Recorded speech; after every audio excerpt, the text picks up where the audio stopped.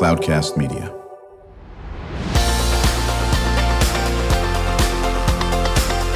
Drew Schlosberg Spotlight on the Community Show, amplifying the voices of social impact organizations, entrepreneurs, local nonprofits, and other community champions who shape the culture, creativity, and connectivity of San Diego. Brought to you by Mission Fed Credit Union, bringing good things to San Diego for over 60 years. Learn more about what is good for you and good for all by visiting www.missionfed.com.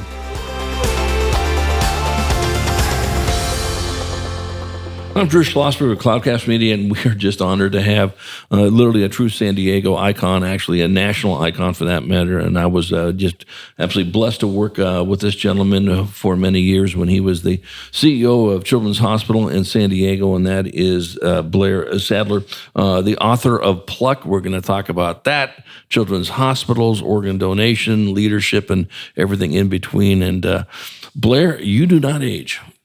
It is impossible. You do not age. How do you do that? I just eat what you eat, you know. Very good. We're on the same diet, pal. We're on the same diet, pal, over here. So good to see you. How you doing? It's great to see you. And, you know, I was fortunate enough, as I was working for the San Diego Union Tribune, to work pretty closely with Blair and his, great team, David Gillig. He's got a big smile on his face. I can see Blair. I can't see him through the internet here.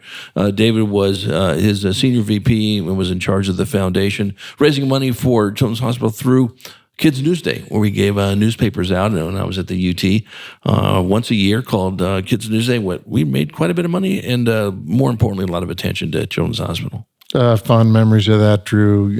I think we did it together for 10 or 12 years. Easy. And, just picture 6 a.m., 7 a.m., community leaders like, Bill Collender or the mayor on different busy street corners with a newspaper that used to sell for 25 cents, believe it or not, but selling in this case for $1, and the difference being going to Children's Hospital. But the UT was always great to work with, and David Gillig and I loved working with you and your team. And I really appreciate that. Did great things, and it was always fun that day because the second and third looks that some of the cars would get is that the mayor giving out newspapers? Isn't he supposed to be doing that? And we'd have the Padres, we'd have the Chargers, Junior Seau. It was it was a great deal. But Blair has done so many things in this community and has been a force behind a lot. And some people don't know his background. There's a great book, Pluck, written by him and his brother. Talk a little about your initial background when you started getting into the world of work. What were you interested in?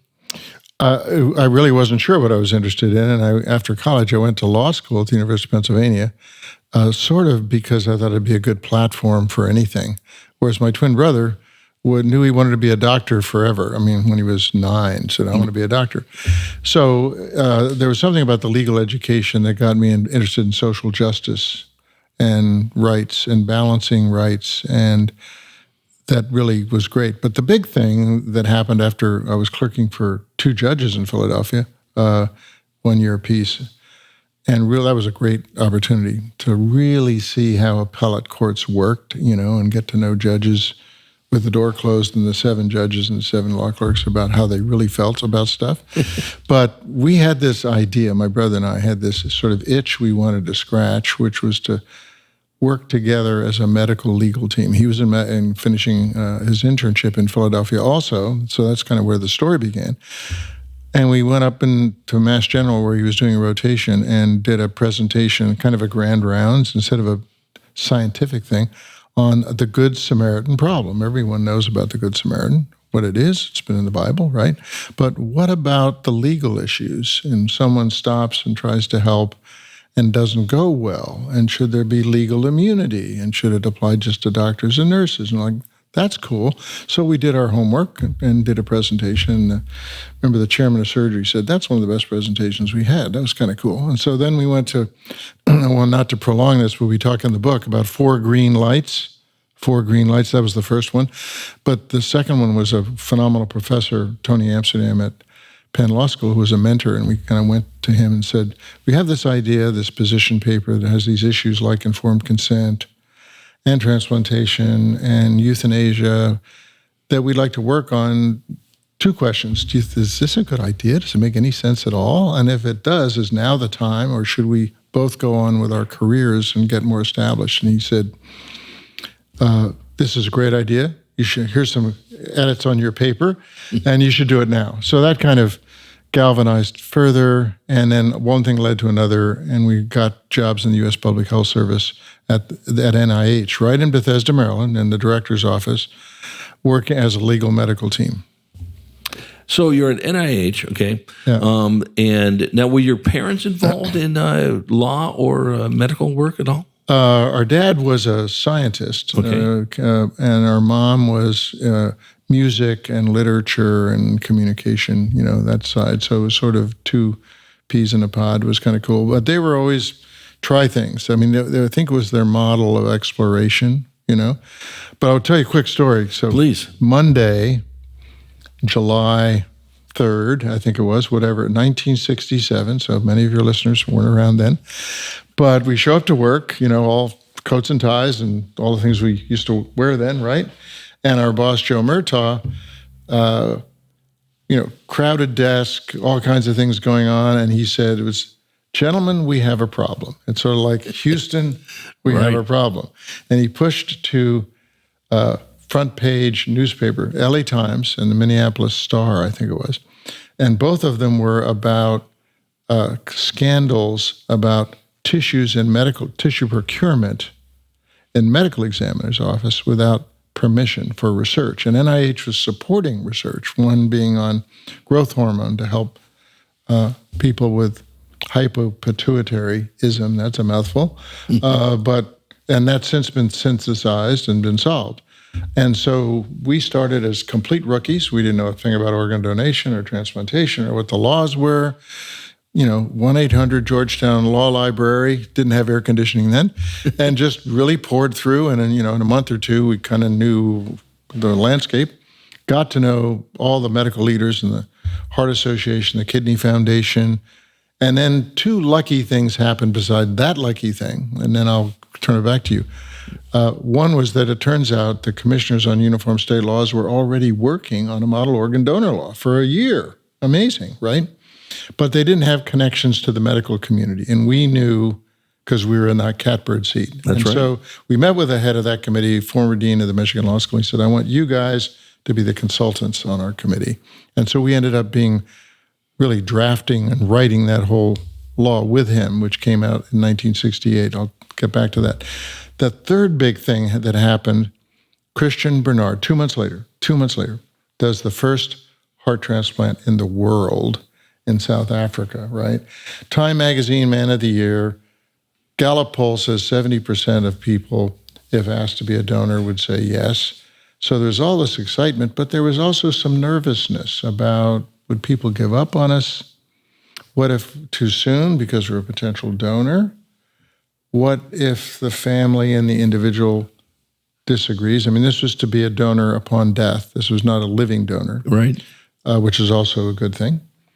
And so we had to balance all that in writing this model law, which came out in 68. All 50 states passed it. Wow. In 3 years. It's called the Uniform Anatomical Gift Act. And the organ donor card that many of your listeners have in their wallet, that was something we wrote with all these medical leaders. And, remember saying to them, we got to have one card. You can put the Kidney Foundation of Maryland on it or the Heart Association, but it's got to say the same thing. Because you can imagine the nightmare if all the laws were different and the cards were different, and you have a donor from one state and a recipient in another. So anyway, 55 years later, we kind of looked at that and reflected on our other work, which we did at the Yale Medical School in 911 and emergency care and physician assistance, and said, are there some lessons here, Drew?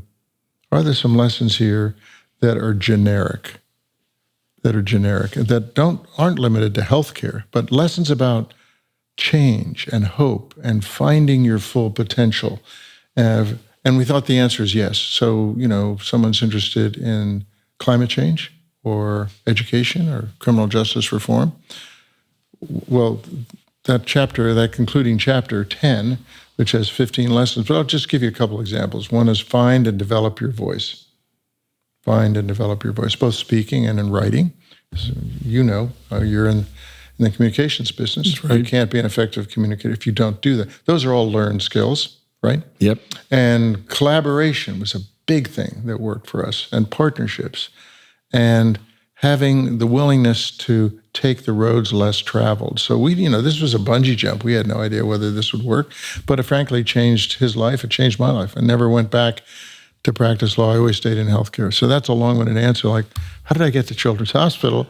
Was by the time I started there in 1980, I'd been working in healthcare and different things for 11 years. That's right, and that law was passed in 1968, you said? Yeah. Yeah. So we're chatting with Blair Sadler, the author, entrepreneur, inventor, cool cat, and just wants to do great things in this world. How would you describe yourself? I was thinking about this today when I was going to do the interview.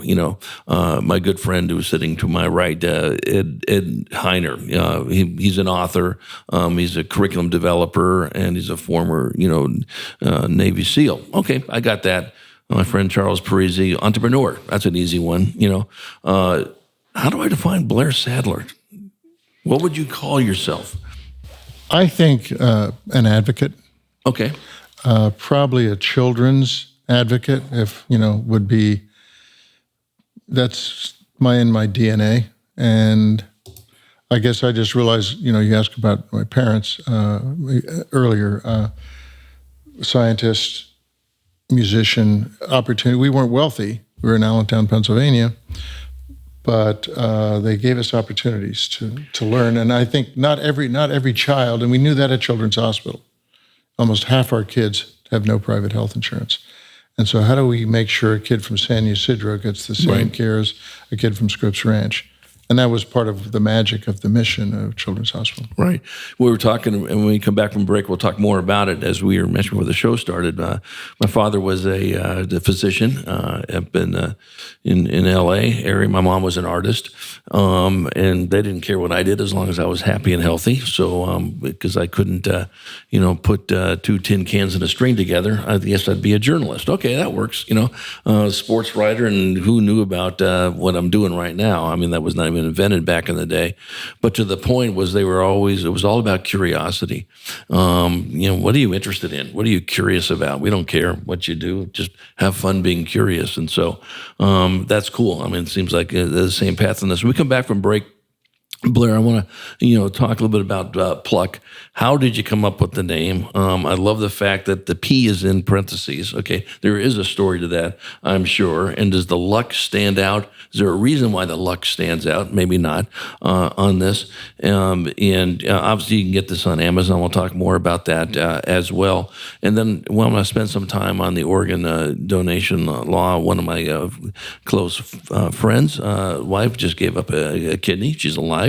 And I've had John Brockington on, and the Brockington Foundation. Anyone knows about John Brockington, and his beautiful bride in that aspect. We'll talk about that as well when we come back from a break with Blair Sadler, author, child advocate, leader, and everything in between. I'm Drew Schlosberg of Cloudcast Media. You've been listening to Drew Schlosberg Spotlight on the Community Show, brought to you by Mission Fed Credit Union, bringing great things to San Diego for more than 60 years. When you do your banking with Mission Fed, you get great rates on auto and home loans. That's good for you, but something good also happens for a lot of other people. We're not for profit, so we put money back into the community to help lots of great nonprofits to keep San Diego strong. So you're not just getting something good, you're doing something good. Come to Mission Fed. It's banking that's good for all. Brand amplification is the DNA of Cloudcast Media, and our code is the powerful blending of sound, voice, and storytelling to lift local brands and their communities. Whether it is our Brandcast, Schoolcast, or Causecast platforms, the unifying ethos is all about this community, the one you call home. If you dare to dream and want to explore the brand amplification of Cloudcast, a national leader in local podcasting and other Winfluence strategies, please visit us at cloudcast.us.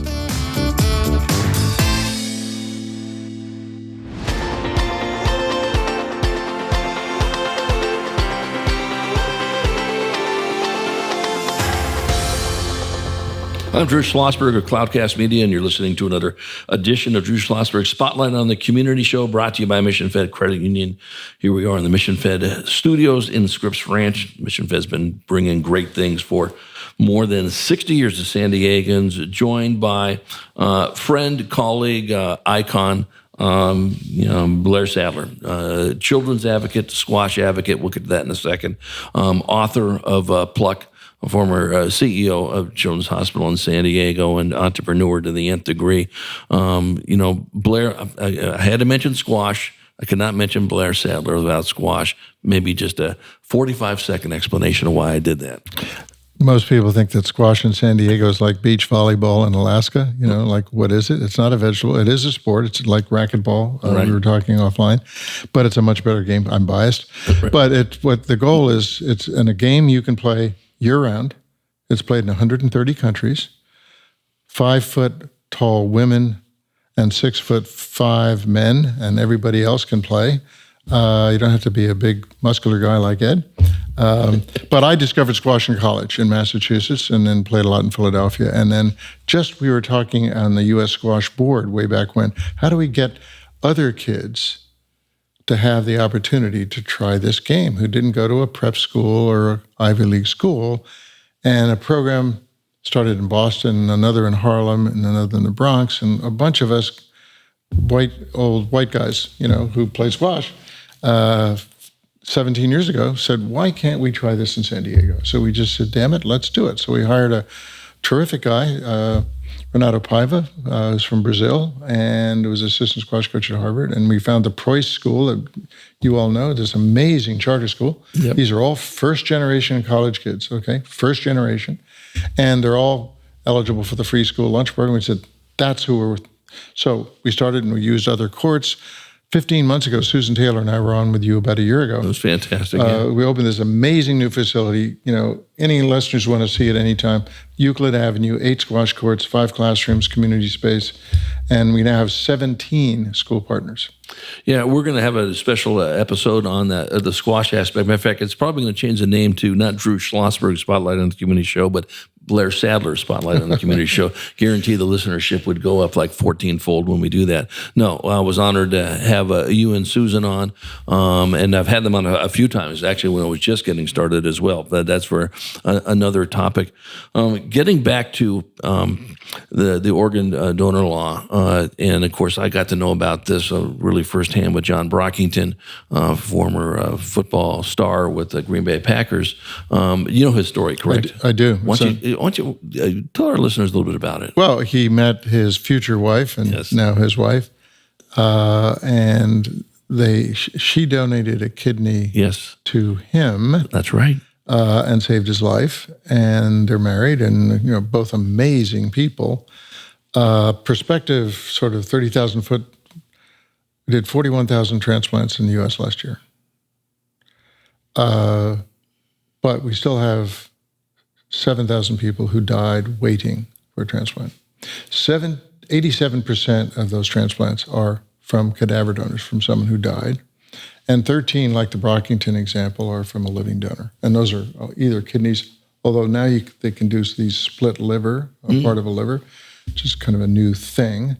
So the goal here is to make it easy to donate, which is like the donor card, but now electronic registries, like Life Sharing is the name of the San Diego program. If anyone wants to check it out, they're amazing people. They are. Makes organ donation really easy, And then it becomes in your medical record and all that good stuff. The stories, we don't have time today, of one tragedy, maybe save 7 or 8 lives to different organs going to different people. It's truly remarkable. Well, my friend Virginia Sankey was on the show. She gave her kidney, alive still. Mm-hmm. I think we had one of the Brockingtons on as well, and some of the people that were part of that is about you were talking about. And it was just fascinating about it.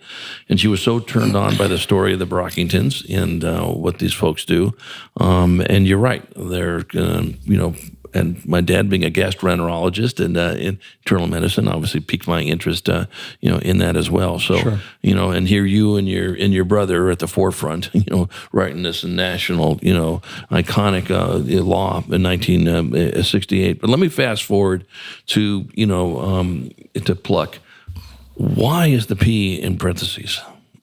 So this is a funny story because, as many of you who are authors, finding the right title is really tough. And several people, and we'd written some academic books, but nothing like this. So what's the right title? We struggled with this thing for 18 months. We had things like serendipity, because we were lucky. Right. Partnership, collaboration, whatever. But there are a lot of books with those names. And one of our editors in New York, one of those conversations said, something about, and with a little bit of pluck, and he said, maybe pluck is the word. And we have it, as you described, in all capital letters, and the parentheses around the P, so that luck is emphasized too. So it's really a combination of two things. One is persistence, courage, asking, taking a risk. That's the P part. And the luck is, as I shared with you earlier, sometimes an opportunity comes right along, like the organ donor opportunity. But it's that combination. Yeah. See, I thought the P was because you were a lawyer, your brother's a doctor, you got the scientific mind. I thought, is that a scientific symbol? Parentheses P, does that stand for... what does that stand for? Persistence. I know, and I've said I don't remember that was in the scientific, that chart you had to memorize when you were in 8th grade science, for God's sake, on it. So that makes all the sense in the world. These are things that I can't wait to dive into the book. And thank you very much, Blair. We're chatting with Blair Sadler, author of Pluck, former CEO of Children's Hospital here in San Diego, and an advocate of everything in between. And of course, the iconic duo with the National Organ Donor Law. If you were to say, this is not a fair question, but we are going to do some special episodes with you down the road on the book. But what would you say the number one takeaway would be? And this is really putting you on the spot when you read this book. I think it focuses on the conclusion chapter, and there are 15 lessons for catalyzing change. 15 lessons for catalyzing change. And it's diving into those 15 and seeing what works for you. But let me just give you a quick, walk through a little glimpse, like what's behind the curtain. Yes. The first one is start where you are. Start where you are. So you don't have to be an expert. Arthur Ashe, great quote. That's who said, we heard, start where you are.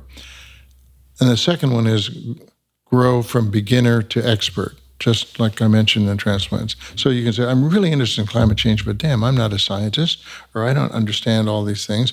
Well, you can learn, you can be your point about curiosity a minute ago. If you have the curiosity and the tenacity, it's amazing what you can learn. And then if you're an advocate, if you're a writer, the third one is grow and develop your voice. Really important. Grow and develop your voice, both in speaking and in writing. And think Amanda Gorman, at the Biden's inauguration, talk about the example. But others are collaboration and transparency and including all stakeholders. And then taking the road less traveled. We love that. It's the Robert Frost poem. Absolutely. And that's what we did. Dwelling in possibility. I want to end with this one, Drew, because it's a mindset, and it's sort of the umbrella over everything, or the platform under everything. If you have a possibility mindset, as opposed to, all the reasons I can't do it, this can't happen, in an era when there is so much concern and cruelty and divisiveness, what we really hope is that someone will look at that and 2 or 3 of those will spark and say, there was an itch I always wanted to scratch. It's a road less traveled for me. I'm going to try it. Or if I only had more confidence in my ability to communicate, I'm going to take a Toastmasters and learn how to be an effective speaker. That would make my heart sing, and I know my brother would feel the same way. Listen, again, I've been saying this a lot in the interviews, from your lips. It is spot on. on this. When you see, I'm very fortunate, as you know, I've been doing this show since 2007, believe it or not, probably one of the very first internet radio guys at the time. Now, we get to interview phenomenal young men and women, some students. And when you interview these guys, you just go, we're in good shape. We're going to be in good shape in this country because there is too much noise out there. And some may have some inspiration like this. Your Pluck book, you are absolutely spot on in that area. You know, one of the things, and that's just how your mind works on this, and what you just described is what any great teacher does. Have you taught at all? Yes. And I'm teaching right now at the UCSD Rady School of Management, which I've been doing since I left Children's, and I teach a course in leadership and communication. Right. Yeah. Have you ever thought about, do you do any lecturing for K-12 kids at all? Proi schools on campus, of course. You ever talk to the Proi school students? Yes. Well, you know, the Access Youth Academy we were talking about earlier, yeah, those are all Preuss kids. Right. Now, there are these other schools too, but I've had sessions with them about finding and developing your voice. Yeah, and that's one of the things that we're doing here at Cloudcast Media.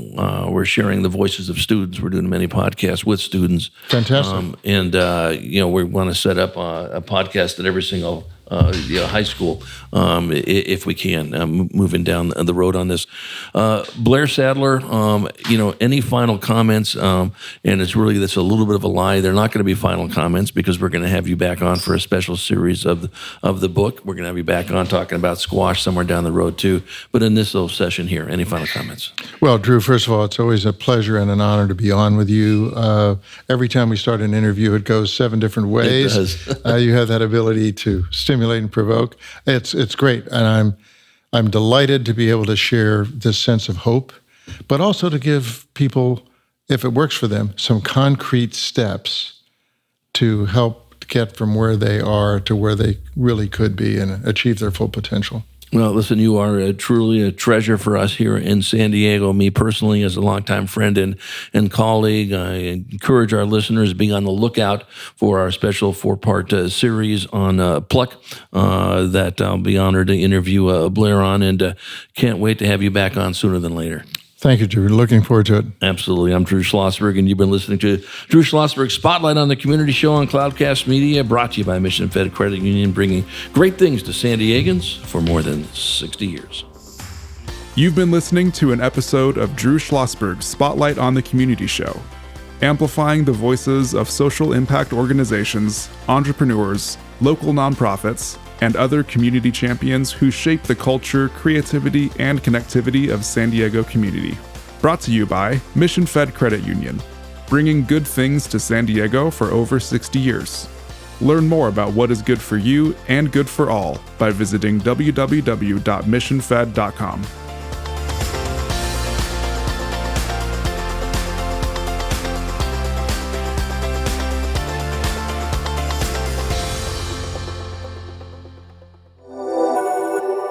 Cloudcast Media.